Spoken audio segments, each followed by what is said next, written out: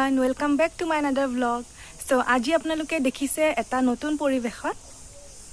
So মই আহিছো গাঁৱত.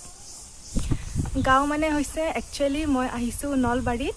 এইখনে মানে মেইন ঘৰ হয় আৰু ইয়াতে বাসন্তী পূজা বহুত ডাঙৰকে হয় আৰু বাসন্তী পূজা উপলক্ষে আজি ইয়াতে আহিছো আৰু এতিয়া যাবলৈ ৰেডি বাসন্তী পূজালে.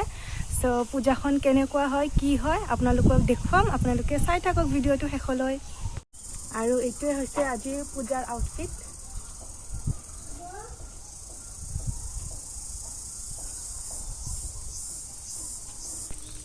এয়া আমি গৈ আছো পূজালে বুলি আৰু এইজনী হৈছে মোৰ ভণ্টি আৰু ভাইটিকটো জানে.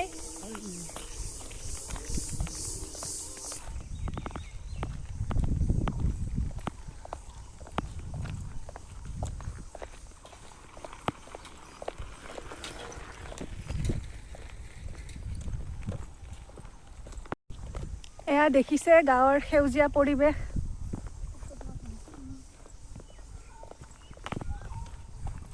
আৰু এইটো হৈছে শিৱ মন্দিৰ গাঁৱৰ.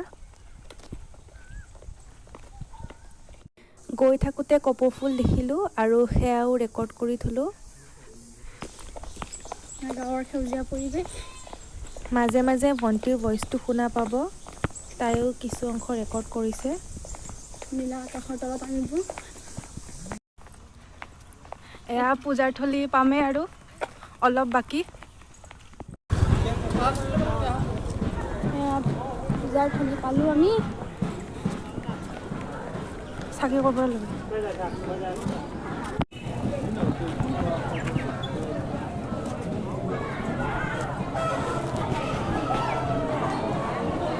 পূজা থলী প্ৰতিমা.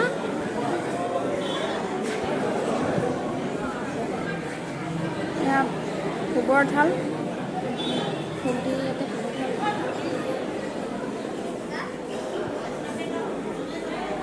চাকি জ্বলাই আছে.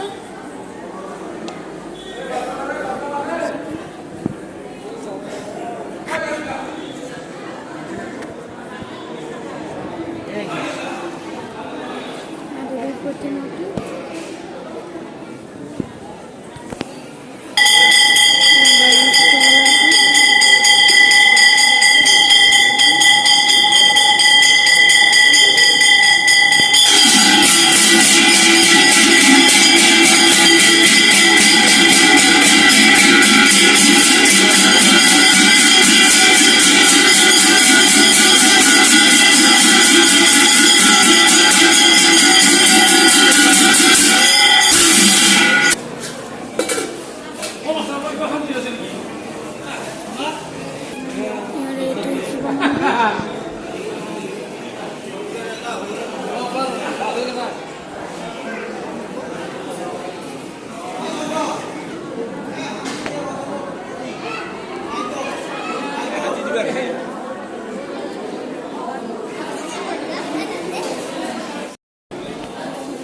দাদাই খাওয়া লৈ আছে.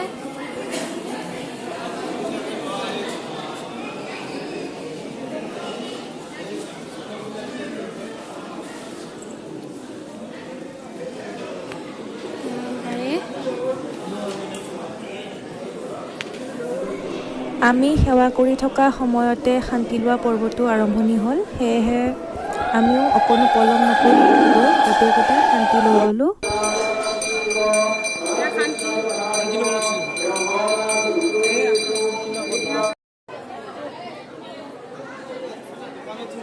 শান্তি লৈ উঠাৰ পিছত মই ভোগৰ থালবোৰ অকণমান ওচৰৰ পৰা দেখাই দিছোঁ. যিহেতু নলবাৰীৰ বাসন্তী পূজাৰ এইটো এটা বিশেষ স্পেচিয়েলিটি যে ইয়াত ভোগৰ থাল দিয়া হয় আৰু এনেকৈ ভোগৰ থাল বেলেগত দিয়া দেখা নাই মই এতিয়ালৈকে. আৰু সেইটো এটা কাৰণ যে আমি ইয়ালৈকে আহোঁ প্ৰত্যেক বছৰে. আৰু এয়া দেখিছে ভোগৰ থালবোৰ বিতৰণ হৈ আছে. নাম অনুসৰি যিসকল লোকে ভোগৰ থাল আগবঢ়াইছিলে দেৱীৰ আগত, তো তেওঁলোকক ভোগৰ থালবোৰ দি থকা হৈছে. আমিও আমাৰ ভাগৰ ভোগৰ থালখন লৈ এতিয়া ঘৰলৈ গৈ আছোঁ.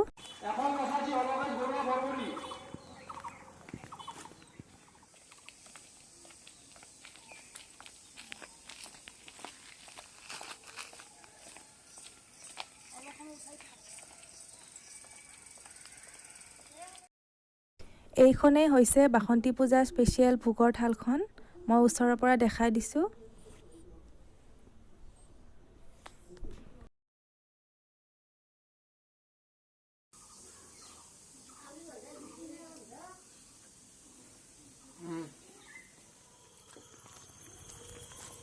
এতিয়া সন্ধিয়া টাইমত আমি গৈ আছোঁ আৰু জেঠীমাও গৈ আছে আমাৰ লগত আৰু ভণ্টি আগতেই গ'ল কাৰণ ভণ্টিহঁতৰ বিয়া নাম কম্পিটিশ্যন আছিলে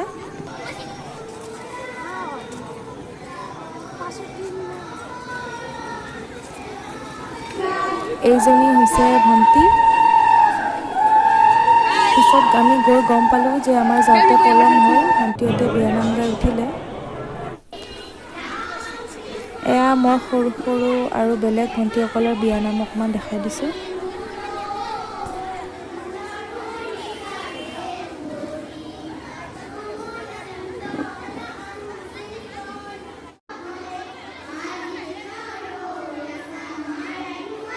সন্ধিয়াৰ প্ৰতিমা লাইটৰ পোহৰত আৰু বেছি জিলিকি উঠিছে আৰু বেছি ধুনীয়া লগা হৈছে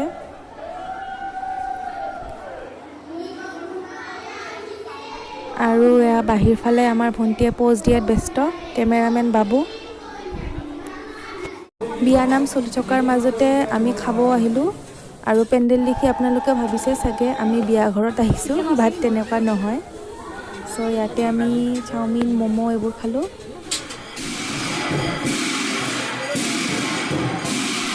খাই অহাৰ পিছতে বাহিৰত দবা পিটা বৰষুণ আৰু ইয়াত আৰতিও আৰম্ভ হৈ গ'ল সন্ধিয়াৰ আৰতি সেয়েহে মই আৰতিৰ কিছু অংশ দেখালোঁ যিহেতু বাহিৰলৈ ওলাই যাব পৰা নাই দবা পিটা বৰষুণৰ কাৰণে সেয়েহে আৰতিৰ কিছু অংশ আপোনালোকলৈ আগবঢ়ালোঁ আশা কৰোঁ আপোনালোকেও উপভোগ কৰিব মন্দিৰৰ আৰতি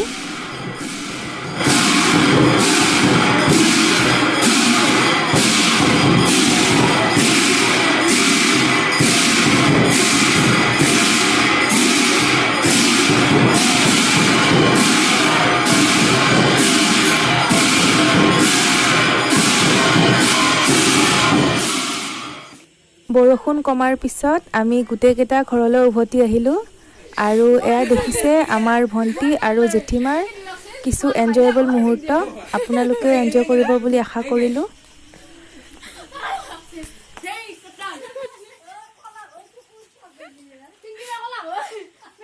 এনেকৈ আজিৰ দিনটো বহুত ভালদৰে এনজয় কৰিলোঁ গাঁৱত আৰু আপোনালোকে যদি ভিডিঅ'টো চাই ভাল পালে তেন্তে ভিডিঅ'টোক ছাপোৰ্ট কৰিব অৰ্থাৎ ভিডিঅ'টোক লাইক শ্বেয়াৰ ছাবস্ক্ৰাইব কৰিব আৰু কমেণ্ট কৰিব